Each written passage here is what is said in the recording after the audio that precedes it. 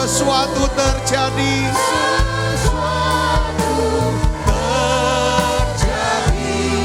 Saat kami percaya Tuhan dengar doa kami. Tuhan jawab doa kami. Sebab doa kami sudah naik ke hadapan hadirat-Mu ya Tuhan. Karena Engkau mengingat kami dan mengasihi kami. Sekarang kami akan duduk diam mendengar kebenaran firman-Mu. Urapi hamba-Mu untuk dapat mengajar, memberitakan firman-Mu dengan bahasa yang sederhana dan mudah dimengerti. Beri roh hikmat, pewahyuan dan pengertian yang baru ya Tuhan akan kebenaran ini. Di dalam nama Yesus kami percaya. Semua yang sakit Tuhan sudah sembuhkan, yang lemah Tuhan sudah kuatkan, yang terikat Tuhan sudah lepaskan. Terima kasih banyak Bapa. Di dalam nama Yesus, semua kita yang siap menerima firman dan hati gembira, sama-sama katakan amin. Silakan duduk kembali Ibu Bapak. Kembali lagi shalom saudara. Saya ingin bagikan judul khotbah saya adalah perspektif Tuhan. Perspektif Tuhan saudara. Mari kita akan buka Alkitab kita dari Yesaya pasal 55 ayat yang ke-8. Dan nanti disiapkan Yohanes 16 ayat 13. Yesaya 55 ayat 8. Mari Ibu Bapak kita akan baca sama-sama, ini ayat natsnya.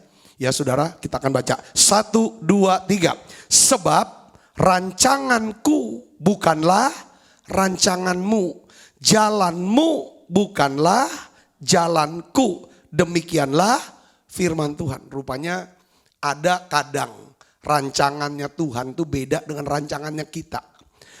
Ya kan, jalannya kita itu beda dengan jalannya Tuhan. Ini harus kita mengerti dan sadari. Tergantung. Di sini katakan bahwa kalau kita mau mendengar nasihat Tuhan, ya kan, kita mau hidup dalam tuntunan Tuhan, dengar baik, janjinya apa? Maka Tuhan akan mengangkat kita dalam kemuliaan. Jadi saudaraku, jangan paksakan, intinya sekarang rancangan kita sendiri, jalan atau pengertian kita sendiri. Biarlah kita ambil keputusan hari ini saudaraku, malam ini saudara, yaitu apa? Aku mau ikut rancangannya Tuhan, rencananya Tuhan, jalannya Tuhan untuk hidup saya. Yang mau katakan amin. Nah kalau saudara mau, maka saudara di sini Yesus memberikan satu janji. Di dalam Yohanes 16 ayat 13. Di sini dikatakan, tetapi apabila Ia datang, yaitu roh kebenaran, Roh Kudus nih, roh kebenaran. Roh Kudus bisa roh kebenaran. Ia akan memimpin kamu ke dalam apa? Seluruh kebenaran. Kalau kita minta, ya aku mau rancanganmu, jalanmu jadi rancangan dan jalan kita, maka apa yang terjadi? Kita mau berdoa minta Roh Kudus, yaitu roh kebenaran. Dia akan memimpin kita dalam seluruh apa? Kebenaran. Sebab ia tidak akan berkata-kata dari apa? Dirinya sendiri. Tetapi segala sesuatu yang dia dengarnya, itulah yang dikatakannya. Dan ia akan memberitakan kepadamu apa? Hal-hal yang akan datang. Jadi gini saudara, Roh Kudus yang akan beri kita pengertian tentang apa yang sedang terjadi. Segala perkara yang sedang kita alami, itu Roh Kudus yang beritahu. Kalau kita bisa tahu itu, kita bisa lebih tenang. Yang ngerti katakan amin. Terus yang kedua, Roh Kudus sendiri kalau kita berdoa dan minta, dia akan bukain, dia akan memberitahu kepada kita hal-hal yang di depan. Wah ini, kalau ini sudah, ini yang dicari oleh bangsa-bangsa. Ini yang dicari oleh orang-orang. Kenapa? Banyak orang cari peramal nasib, cari ke orang pinter. Apa yang mau dia cari? Bahwa apa yang terjadi ini, apa sih? Ada pertanyaan-pertanyaan yang mereka gak jawab, gak tahu. Mereka cari itu. Tapi kalau saudara sebagai orang percaya, saudara gak usah pergi ke dukun. Saudara gak usah cari peramal. Saudara gak usah pergi ke kuburan tanya sama opung, sama kungkung, gak usah. Saudara sujud di kaki Yesus. Minta Roh Kudus, roh kebenaran, pimpin saudara dalam seluruh kebenaran. Dan dia akan beritahu kenapa ini terjadi. Dan apa yang harus kita lakukan. Dan dia akan beritahu apa yang akan terjadi di depan. Yang mengerti katakan amin. Oleh karena itu saudaraku, ini yang namanya perspektif. Kita perlu berdoa agar Allah Roh Kudus memberikan perspektifnya. Sehingga kita bisa melihat apa yang dilihat Tuhan. Ya kan? Sebuah gambaran besar mengenai apa yang sedang terjadi dalam hidup kita. Dan apa yang akan terjadi di depan. Yang mengerti katakan amin. Coba saya mau kasih tahu begini saudaraku. Coba saudara bayangkan. Saudara ini sedang mengendarai mobil di daerah pegunungan. Kalau saudara orang di Jakarta, yang saya tahu, saya juga orang Jakarta sebenarnya. Cuma tinggal di Palembang. Kita daerah pegunungan itu namanya daerah apa? Bogor Puncak. Itu kan begitu muter tuh.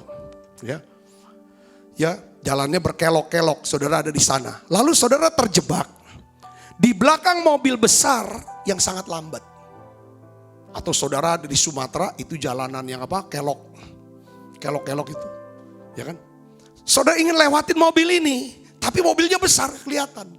Ini gimana nih tikungan? Kemudian sebuah helikopter terbang di atas mobil saudara. Lalu pilotnya memberitahu melalui pengeras suara. Dia bilang begini, saya bisa lihat 2 kilometer di depan Anda. Sekarang kalau kamu mau, kamu bisa lewatin mobil di depan kamu. Kamu akan aman. Sekarang saya mau nanya sama saudara. Apa perbedaan antara saudara yang ada di dalam mobil dengan pilot yang ada di helikopter itu? Apa perbedaannya? Sudut pandang, perspektif. Saudara ada di bawah, dia ada di atas. Semakin tinggi kedudukan seseorang, semakin luas daya pandang dia. Yang mengerti katakan amin saudaraku. Nah hari ini yang saya mau bagikan kepada saudara. Seandainya, seumpamanya hubungan kita dengan Roh Kudus, ya kan, pun sama. Roh Kudus, dia punya perspektif yang jauh lebih besar dalam hidup kita daripada perspektif kita. Yang ngerti katakan amin. Dia bisa lihat, makanya dia bisa lihat hal-hal yang di depan karena dia lebih tinggi. Nah, ini penting saudaraku. Jadi kekristenan, saudara, itu bukan kegiatan seharusnya. Kekristenan itu bicara tentang kedalaman hubungan dengan Roh Kudus yang menyebabkan dia beri kita apa? Roh hikmat dan pengertian. Semakin tinggi hikmat saudara, semakin tinggi pengertian saudara, semakin luas daya pandang saudara untuk bisa melihat satu perkara yang sedang terjadi dalam hidup saudara. Yang ngerti katakan amin. Nah Roh Kudus mau bagikan itu buat kita. Dia mau bagikan sudut pandangnya sama kita. Dan bagaimana caranya? Dia bagikan itu melalui apa? Alkitab. Kita bisa tahu sudut pandang atau perspektif Tuhan itu dari apa? Alkitab. Yang kedua melalui apa? Khotbah, pengajaran firman Tuhan yang mengandung apa? Pewahyuan, hikmat dan pengertian. Yang mengerti kata semakin saudara bisa ngerti daripada firman Tuhan ini, saudaraku, ya saudara bisa belajar lewat apa? Lewat menara doa seperti ini. Kita sama-sama belajar. Saya belajar, saya gali, saya cari. Saudara saya baca dan lain sebagainya. Ya kan, saya rangkum, lalu saya mulai bagikan itu. Khotbah-khotbah saya. Ya kan, itulah cara daripada Roh Kudus. Untuk apa saudara? Memberikan perspektif saudara. Memberikan perspektif kepada kita. Supaya kita bisa melihat seperti Tuhan melihat.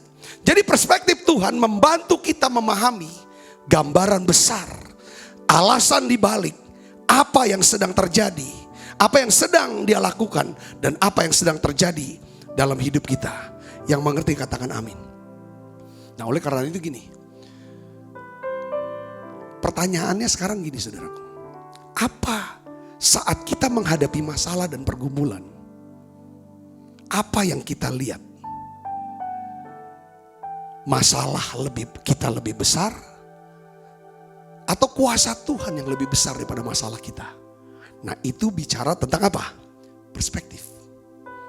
Ibu bapak saudaraku yang Kristus, saat kita menghadapi pergumulan dan masalah, kita harus belajar melihat dari sudut pandang Tuhan. Kita harus melihat seperti Tuhan melihat. Tanpa perspektif Tuhan, kita ini bisa frustrasi menjalani hidup sehari-hari, saudara. Kalau kita nggak ada tuntunan Tuhan, kita bisa frustrasi. Kita akan menghabiskan hari-hari kita hanya mengajukan pertanyaan-pertanyaan yang kita sendiri nggak bisa jawab.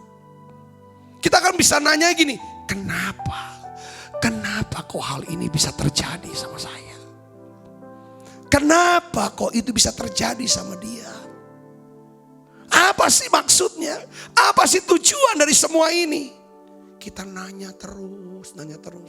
Kemarin kita udah bahas, kalau kita lagi susah, kita tanya kenapa. Lalu kita jawabnya. Kalau kita gak punya perspektif dari Tuhan, kita bisa salah merespon. Saudara, jawaban atas pertanyaan-pertanyaan dalam hidup kita, itu bisa ditemukan dalam apa? Perspektifnya Tuhan. Katakan amin. Saudara pernah gak berpikir begini? Berpikir, seharusnya saudaraku itu akan berhasil. Saudara sudah rancang ini. Saudara pikir, ini pasti berhasil. Ketika kita coba, kita lakukan, ternyata kita menemui apa? Kegagalan. Kenapa? Apa penyebabnya? Penyebabnya adalah karena kita tidak memiliki perspektif Tuhan atau tuntunan Tuhan. Amsal 14 ayat 12 katakan apa? Ada jalan yang disangka lurus, tetapi ujungnya apa? Maut. Saudara, dengan mendapatkan perspektif ilahi, ya, kita bisa keluar dari cara berpikir menurut pengertian kita sendiri. Selanjutnya kita belajar berpikir menurut sudut pandang Tuhan. Nah, saya saya dapetin firman ini, saudaraku. Perbedaan antara Musa dengan orang Israel itu ditulis oleh pemazmur. Mazmur 103 ayat 7 katakan begini, saudara. Tuhan mengenalkan jalan-jalannya kepada Musa, perbuatan-perbuatannya kepada orang Israel. Artinya apa di sini? Coba lihat sini. Musa tuh punya hubungan yang pribadi, yang dekat, yang akrab dengan Tuhan. Bahkan Tuhan sendiri yang bicara bahwa kalau Tuhan tuh bicara sama Musa, itu face to face, 4 mata. Enggak lewat penglihatan, enggak lewat mimpi, tapi langsung, saudaraku. Ini artinya apa? Saudara, Musa dekat. Mau deket Musa. Sehingga apa? Alkitab katakan, Allah memperkenalkan jalan-jalannya. Memberitahu rahasia kehendaknya. Tetapi saudara bandingkan, Tuhan hanya tunjukin perbuatannya saja kepada orang Israel. Jadi gini, orang Israel hanya bisa melihat apa yang Tuhan lakukan. Membelah laut Teberau, lihat mana turun dari sorga. Waktu haus, batu karang bisa mengalirkan air segar untuk diminum. Banyak mujizat lain. Orang Israel cuma lihat, cuma ngalamin. Tapi lihat saudara, tetapi beda dengan Musa. Tuhan menyatakan jalan-jalannya kepada Musa. Sehingga apa? Musa tuh ngerti resepnya. Saya kata-kata resepnya. Musa ngerti rahasia kehendak Allah di balik semua perbuatan Tuhan yang ajaib. Sebab apa? Tuhan memberikan apa? Perspektifnya kepada Musa. Ini nih perbedaannya begini, saudaraku. Kalau bedanya saya, saudara, saya ini cuma tahu makan pempek. Tapi ada teman saya, dia bukan cuma tahu makan pempek, tapi dia bisa bikin pempek. Apa yang membedakan? Saya nggak tahu resepnya. Teman saya punya resep untuk bikin empek-empek yang enak. Saya hanya seorang konsumen. Tapi teman saya bisa jadi konsumen, bisa jadi apa? Produsen. Poinnya apa nih artinya? Gini, Orang yang mengerti jalan-jalan Tuhan. Orang yang mengerti jalan-jalan Tuhan. Orang yang ngerti kehendak Tuhan. Orang yang ngerti rahasia daripada hikmat, pewahyuan dari Allah. Ia bukan hanya bisa melihat dan mengalami mujizat Tuhan, tetapi ia juga bisa menjadi apa? Mujizat bagi orang lain sehingga nama Tuhan dimuliakan. Katakan amin. Saya punya kesaksian saudara hari ini. Kesaksian yang semua orang banyak tahu. Tapi ini yang apa namanya? Yang saya mau bagikan. Kalau kemarin kesaksian tentang apa? Satu ibu ini, seorang pengusaha besar, saudara. Diberkati dengan kekayaan, kena kanker. Saudaraku, dalam tempo setahun, saudaraku, waktu sejak dia kena kanker, karena dia ngerti perspektifnya Tuhan. Dia ngerti yang namanya nasihat Tuhan. Apa yang harus dia buat? Apa yang dia buat, saudaraku? Sejak dia kena kanker, dia ambil keputusan. Dia akan melayani orang-orang penderita kanker. Dia berdoa, dia bagikan Yesus. Ketika dia ketemu dengan penderita kanker yang lain, yang tidak punya uang untuk berobat, ibu ini yang keluarkan cek untuk biayai sampai sembuh. Luar biasa saudaraku, dia berobat kemana-mana. Dan banyak orang itu disembuhkan. Banyak orang diselamatkan. Banyak orang yang dibiayai saudara. Saya dari ibu ini. Sekarang ibu ini, dia sakit. Dia jadi mujizat buat orang lain. Katakan amin saudara. Nah hari tidak banyak orang tahu. Itu yang saya kenal orang ini. Dia punya kesaksiannya. Tapi ini semua orang tahu kesaksian. Seorang yang bernama siapa? Arthur Ashe. Arthur Ashe adalah petenis kulit hitam dari Amerika. Yang memenangkan 3 gelar juara Grand Slam. US Open 68, Australia Open 70, dan Wimbledon 75, saudaraku. Nah di tahun 79 ia kena serangan jantung, saudaraku, yang mengharuskan dia operasi bypass. Setelah 2 kali operasi, bukannya sembuh, dia malah harus mengalami kenyataan pahit. Dia terkena infeksi HIV/AIDS melalui apa? Transfusi darah yang dia terima. Nah seorang penggemarnya menulis surat kepada Arthur Ashe, saudara. Mengapa Tuhan memilih kamu untuk menerima penyakit HIV? Pada waktu itu HIV agak gempar dan masih jarang seperti sekarang ini orang kena COVID, saudaraku ya. Seperti kalau orang kena HIV, udahlah ditandanya nih orang ini berbahaya. Saudara tahu ketika ada orang tanya, kenapa kok Tuhan? Ya kan? Kenapa kok Tuhan pilih kamu harus kena penyakit seperti kayak gini? Bukan karena kesalahan kamu. Tapi karena ada orang yang kena HIV. Mungkin dia tidak tahu. Dia jadi donor. Dan darahnya kamu terima. Saudaraku Yesus Kristus. Apa jawaban daripada Ashe? Ini orang yang ngerti perspektif Tuhan.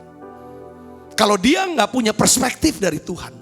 Saya percaya orang ini benar-benar stres dia. Dia frustrasi pasti. Dia marah, dia kecewa. Itu penting saudara, daya pandang kita. Daya pandang kita. Kalau makin tinggi rohani kita, makin bertumbuh kita, itu makin luas. Yang ngerti katakan amin saudara. Kalau kita gak pernah bertumbuh saudara, ya kan, maka kita akan sulit. Dia jawab begini saudara. Di dunia ini ada 50 juta anak yang ingin bermain tenis. Dari 50 juta anak, hanya 5 juta yang bisa belajar main tenis. Yang mau 50, yang bisa belajar 5 juta.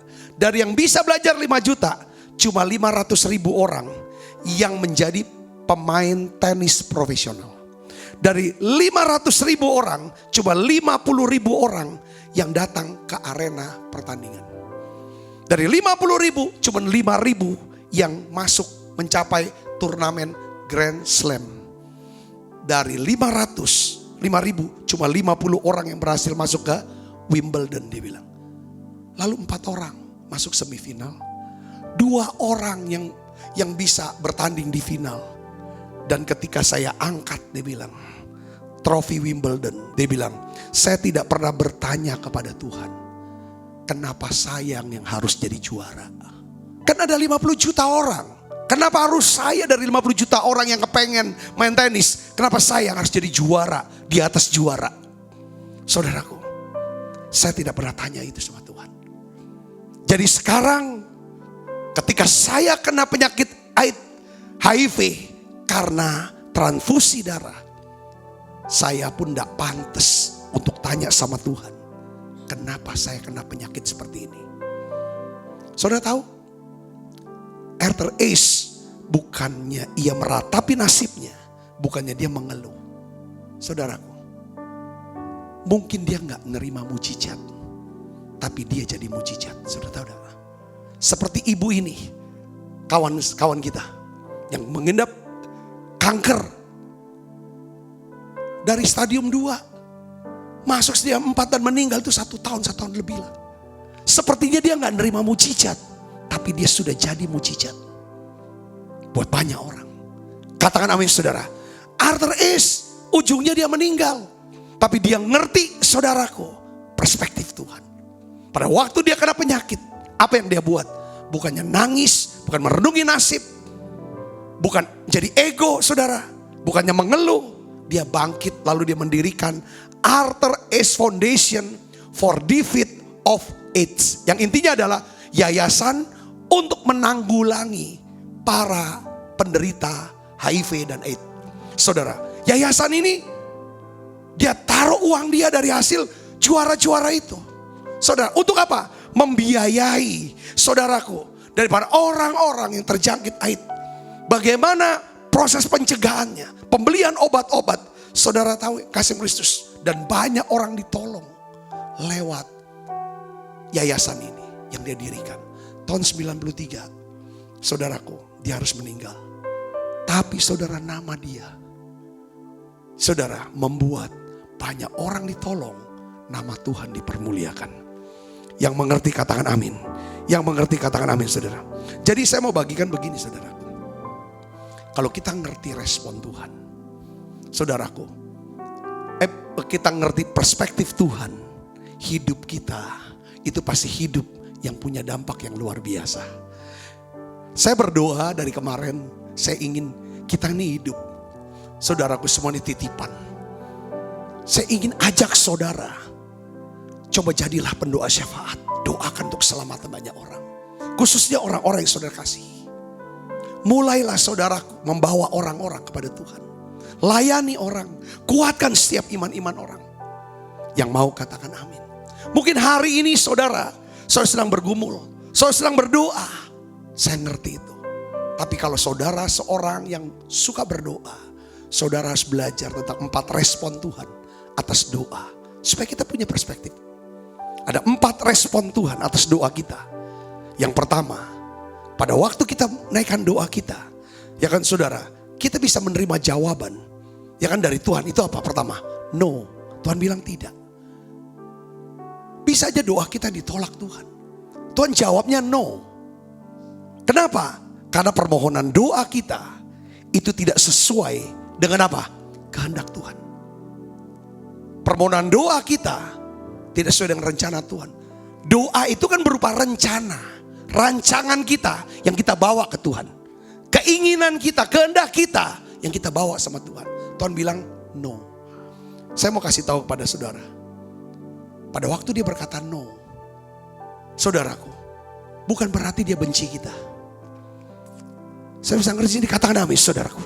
Sebenarnya kenapa kok ibu teman saya ini yang kanker ini, kok dia orang kaya, dia orang baik, dia melayani Tuhan, dia sungguh-sungguh. Kenapa Tuhan gak sembuhkan? Bukan berarti Tuhan, ya doa Tuhan sudah selesai dia. Ada beberapa diperpanjang.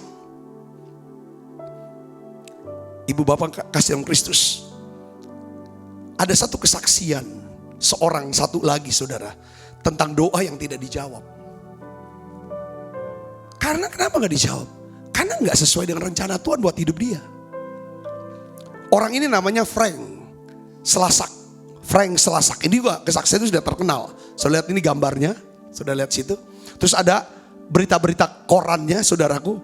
Ya, saudara sudah tahu cerita pada waktu itu Gedung Putih mengumumkan, selain daripada para ahli, ya kan, astronot segala peneliti-peneliti, nah Gedung Putih itu mengumumkan supaya kalau ada guru, jadi guru yang punya kerinduan menjadi astronot akan dilibatkan untuk jadi kru, saudara, tempat, ya kan, ininya jadi astronot gitu. Seorang guru dipilih guru. Jadi pilih saudaraku, ya, untuk masuk dalam penerbangan 51L pesawat ulang-alik Challenger, nama Challenger. Nah, warga ini harus seorang guru.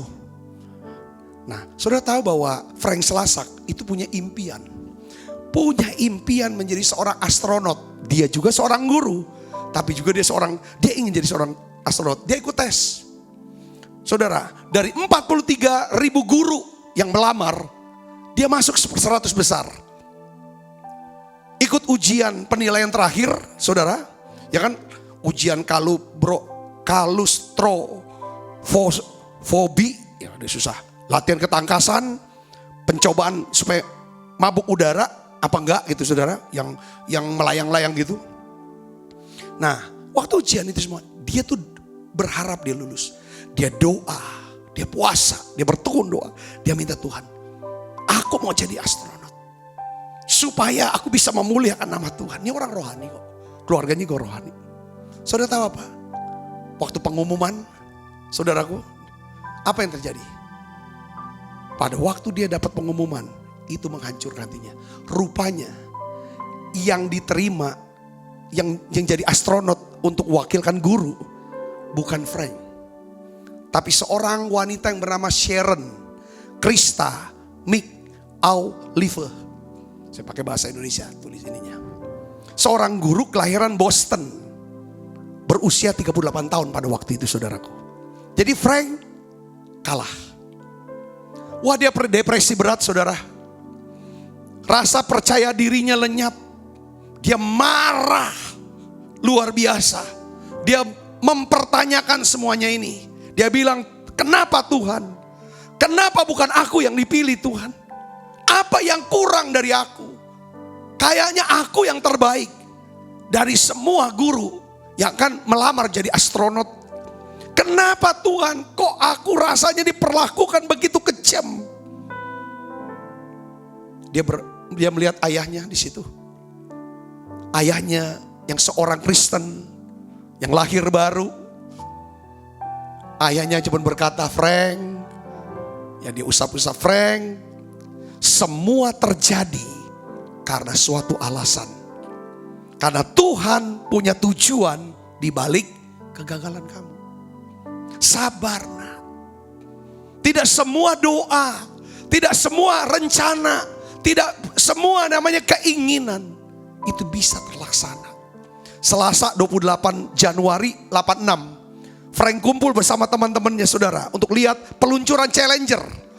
Saat pesawat itu melewati menara landasan pacu, Frank melihat bahwa impiannya untuk melihat impian yang terakhir gagal. Dia bilang, Tuhan, seharusnya ya kan saya ada di situ. Saya siaplah melakukan apa saja supaya saya bisa ada dalam pesawat itu. Tapi kenapa kok bukan aku? Kenapa Sharon? Dia bilang, 70 detik kemudian, saudara tahu, Tuhan menjawab. Tuhan menjelaskan semua pertanyaan daripada Frank Slasak. Kenapa bukan dia yang dipilih? Kenapa harus Sharon yang dipilih? Dan semua itu menghapus semua keraguannya. Saudara tahu apa yang terjadi? Pada waktu Challenger terbang, 70 detik kemudian Challenger itu meledak.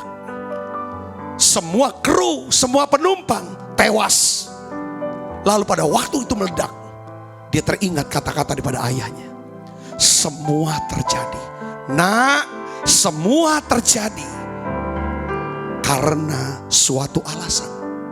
Tuhan punya tujuan di balik setiap kegagalanmu.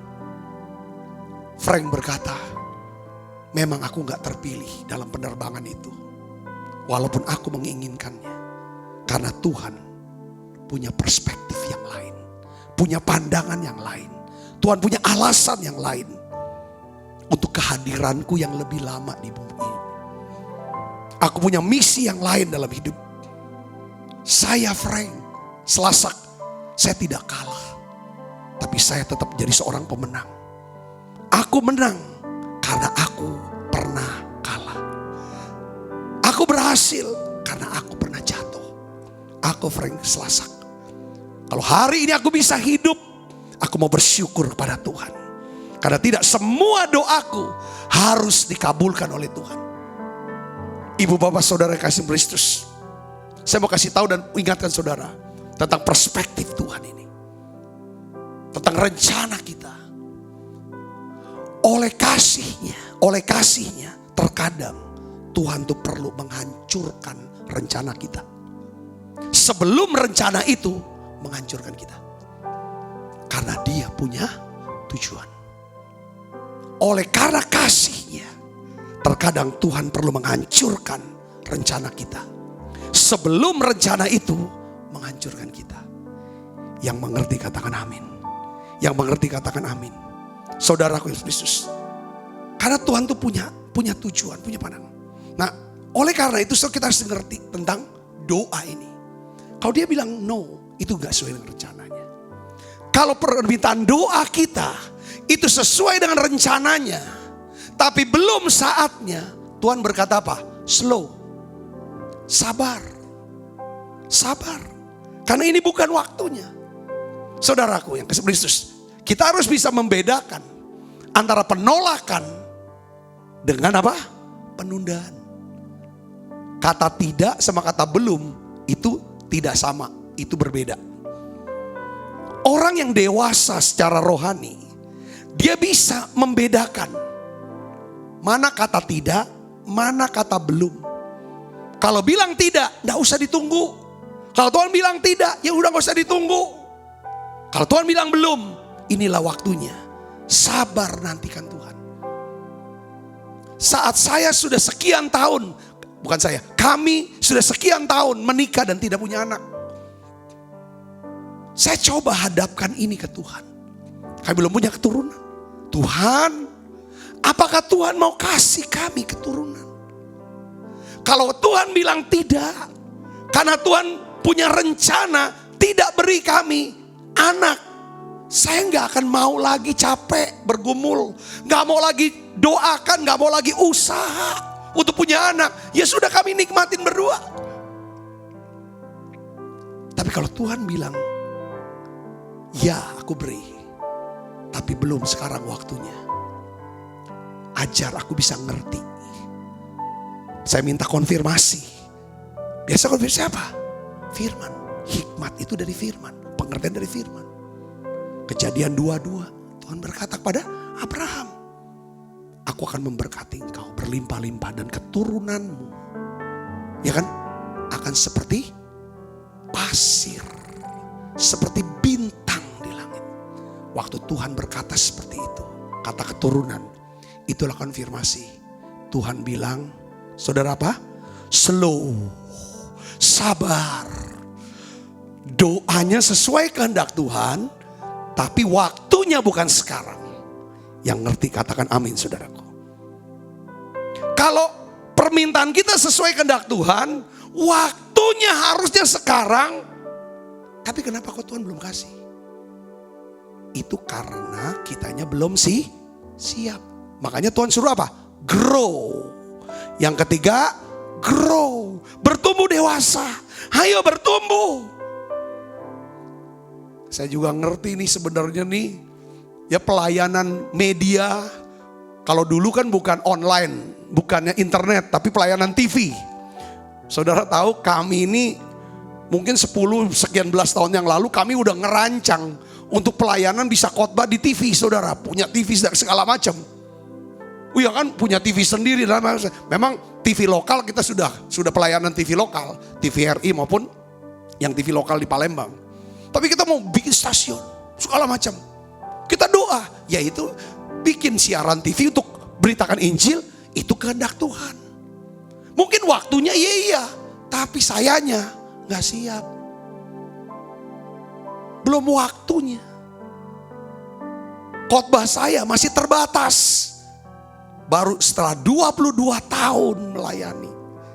Ini waktunya untuk bisa pelayanan menjangkau, ya kan, orang-orang yang berada di depan screen, entah screen TV, screen handphone, screen laptop, atau screen daripada iPad, semua screen. Dan hadiratnya bisa masuk sana. Jadi ada, kalau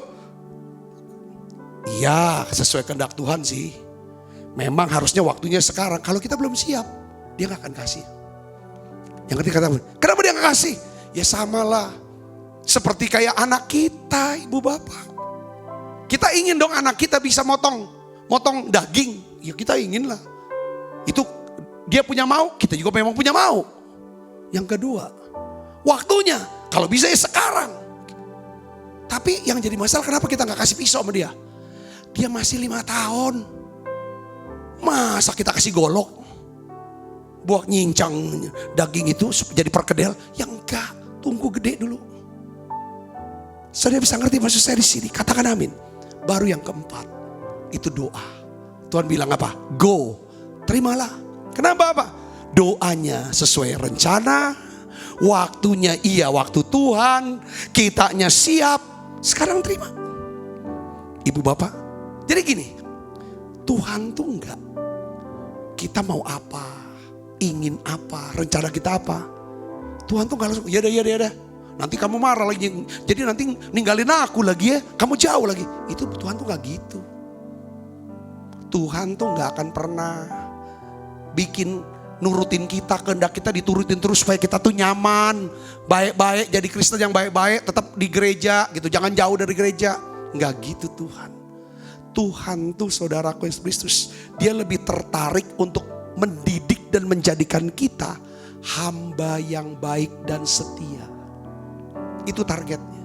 Makanya kadang-kadang yang sudah ketimbang nurutin segala keinginan kita, lalu bikin kita jadi Kristen yang manja, yang tidak dewasa, yang tersinggungan, yang egois.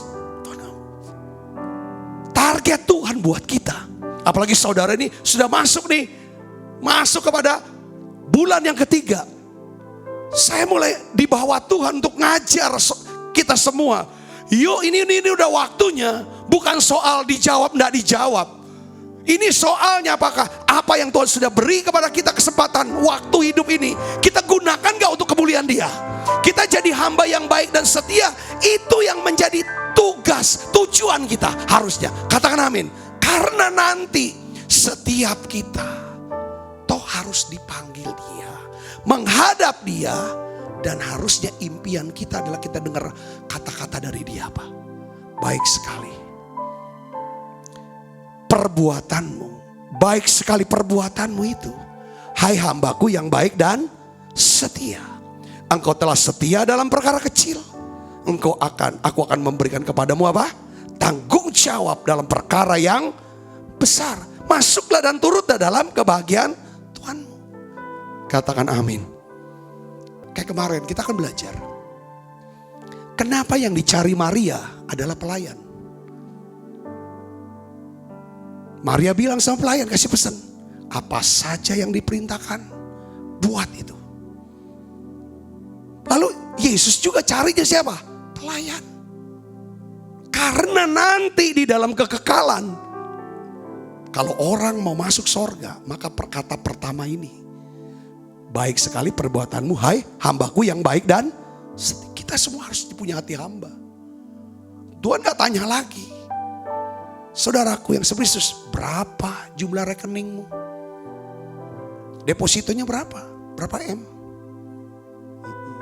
Enggak ditanya itu.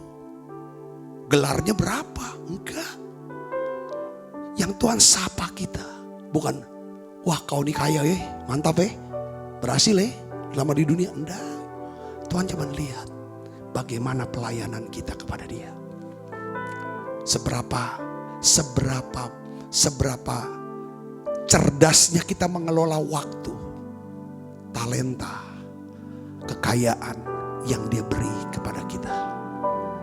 Yang mengerti katakan amin. Jadi perspektif. Kalau kita mau berdoa, saudaraku. Jadi itu yang Tuhan mau. Berikutnya saya mau ngomong gini, saudaraku. Sebelum kita tutup. Saat kita berdoa di satu tingkat ya. Saat kita berdoa di satu tingkat. Seperti kita doanya begini. Saya mau ulang yang khotbah kemarin. Ya, kita doanya begini. Kita doa, mungkin kita sedang berdoa untuk pemulihan usaha dan pekerjaan kita. Sudah tahu nggak apa? Kalau kita udah lama jadi Kristen, apalagi kita melayani, kita minta doa untuk pemulihan usaha, pekerjaan dan keuangan. Tuhan tuh udah mikirin. Ini kan ini yang kita minta. Tuhan mikirin apa? Tingkatan yang lebih tinggi. Aku nggak cuma mau pulihkan kamu, keuangannya, usahanya, tapi aku mikir. Mikirnya apa saudaraku yang sebenarnya dia mau pakai kita menjadi saluran berkatnya melalui apa? Usaha dan pekerjaan kita. Sehingga nama Tuhan dipermuliakan. Yang ngerti katakan amin. Itu poinnya sana.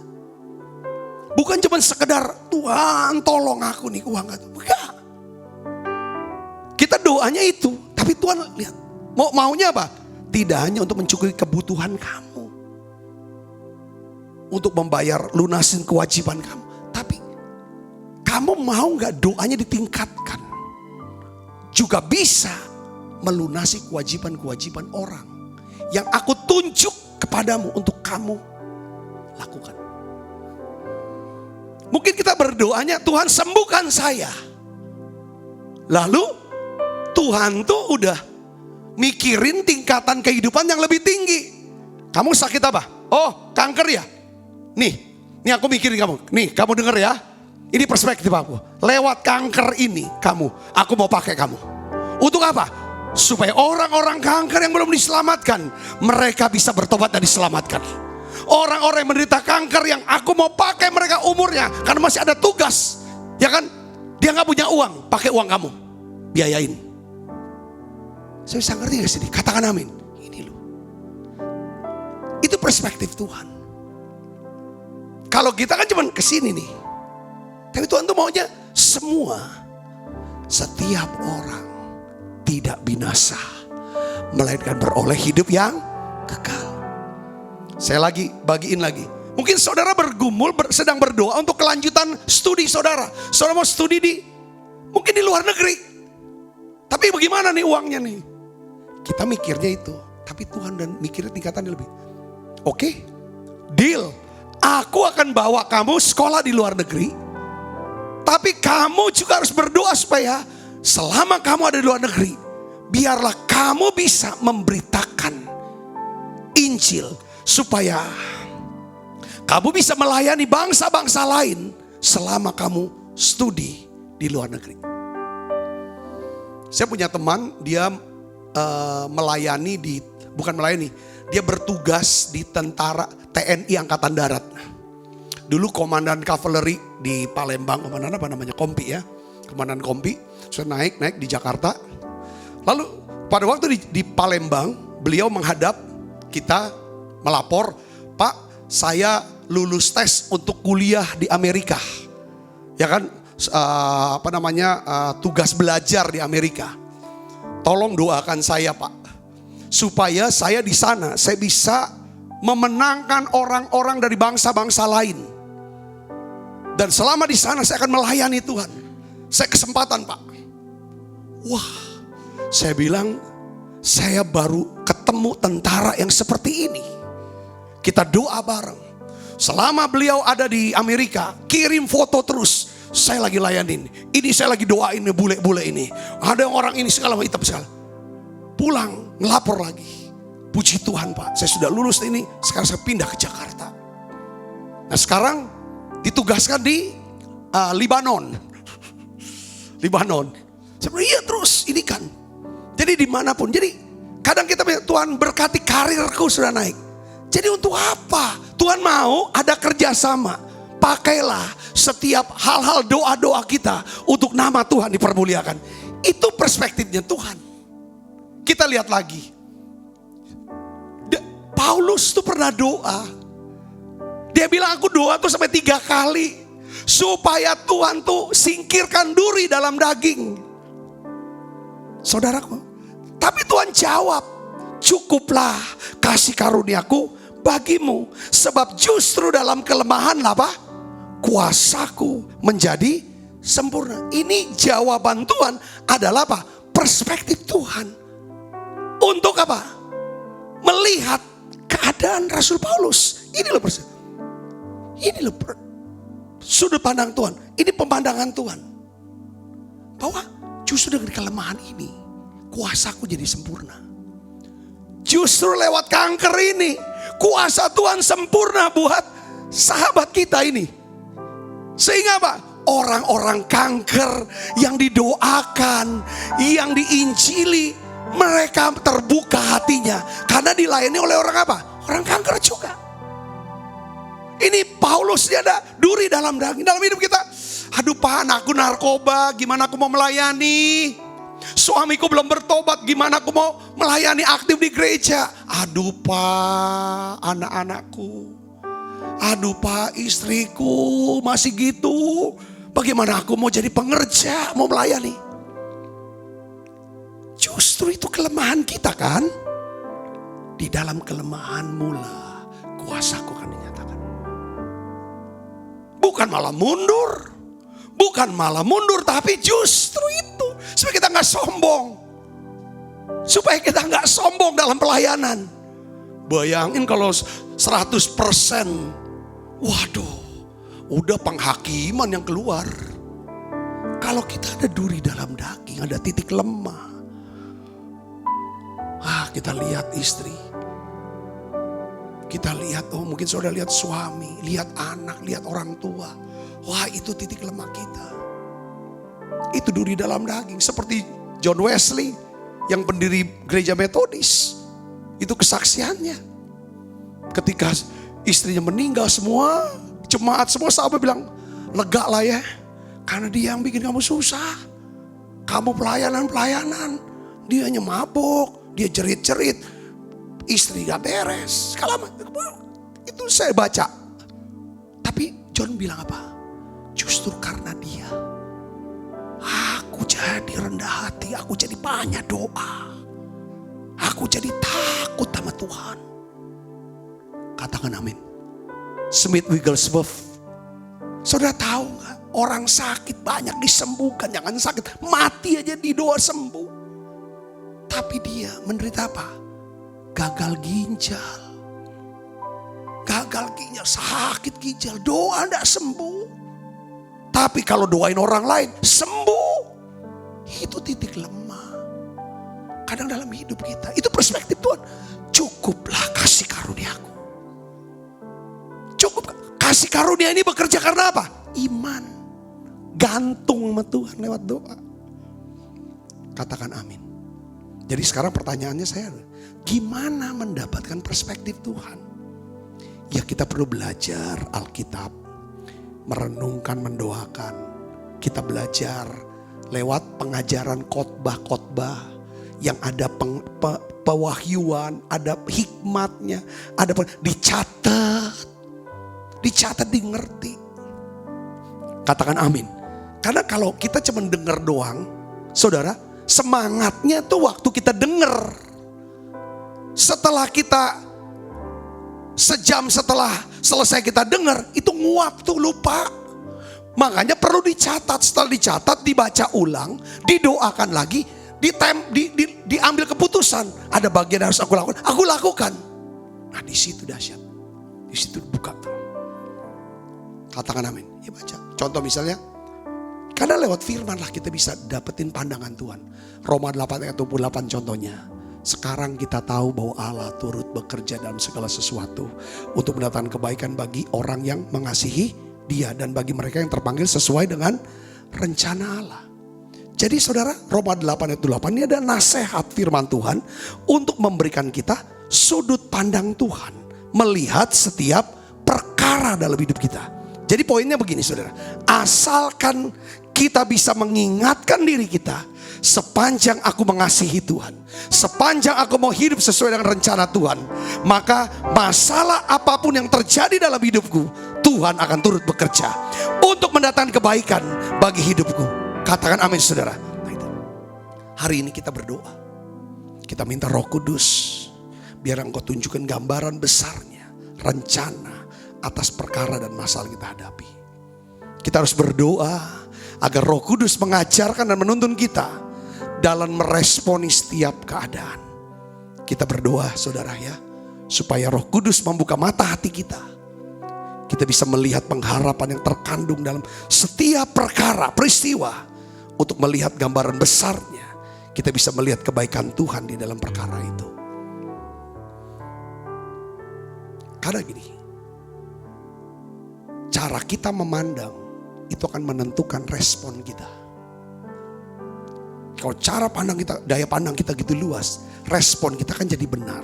Respon yang benar itu jadi keputusan yang benar. Keputusan yang benar itu menghasilkan apa saudara? Hasil yang luar biasa. Saya berdoa, saudara belajar banyak hari ini. Ya kan, terus gali firman, ambil keputusan tiap hari baca 5 pasal. Dicatat ayatnya. Jadi pribadi saudara juga tiap hari baca Alkitab. Kalau misalnya gak mau dari Kejadian sampai Wahyu, mulailah dari Matius sampai Wahyu dulu. Lalu setelah itu masuk ke Perjanjian Lama. Saudara, paksakan tiap hari 5 pasal, dicatat itu ayat-ayat yang kena di hati. Saya percaya saudara akan dapatkan yang namanya perspektif Tuhan. Saudara hidup dengan perspektif Tuhan. Roh Kudus akan memimpin kita dalam seluruh kebenaran. Roh Kudus kerja karena ada apa? Firman Tuhan. Katakan amin, dan dia akan beritahu hal-hal yang ada ke depan. Tuhan memberkati saudara.